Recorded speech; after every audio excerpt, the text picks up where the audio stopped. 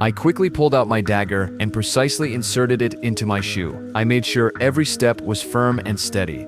Then I drew 2 more daggers from my waist, took a deep breath, and forcefully stabbed them into the soft rock salt. I used every bit of my strength, climbing upward with both hands and feet. All I could think about was escaping this hellish trap. However, I had climbed less than 2 meters when the fragile dagger suddenly snapped under pressure. I instantly lost my support, and my body plummeted down. Luckily, the parachute got caught on a branch above, but before I could breathe a sigh of relief, the dry branch began to break slowly under the weight. I quickly twisted the parachute cords together, pulled out my dagger, and cut fast. At the very moment the branch snapped completely, the rope was successfully severed. As the branch fell, I narrowly escaped disaster. At that moment, my left foot was pressing against solid rock salt, and my hands were struggling to brace between the cliff walls. When despair almost devoured me, I suddenly saw a goat grazing above my head. At that moment, a spark of hope ignited in my heart.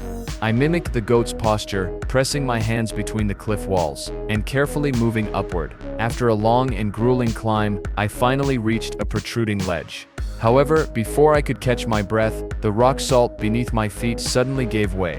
In that split second between life and death, I lunged upward, stepping on the goat and leaping with all my might. My hands clung desperately to the edge above. By then, I was utterly exhausted, and no matter how hard I tried, I couldn't climb up.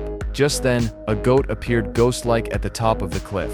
It glared at me fiercely. The goat sniffed, and realizing I wasn't one of its kind, charged at me without hesitation. I was almost knocked loose, but luckily one hand still held tightly to the edge. I struggled with all my might to keep climbing, but the goat came charging again relentlessly. In anger, I grabbed its horn, and the goat, feeling threatened, backed away in panic. In that push and pull, my body was yanked up onto the cliff top. I slowly raised my hand and gently stroked the goat that had saved my life. My eyes were filled with gratitude and relief for surviving.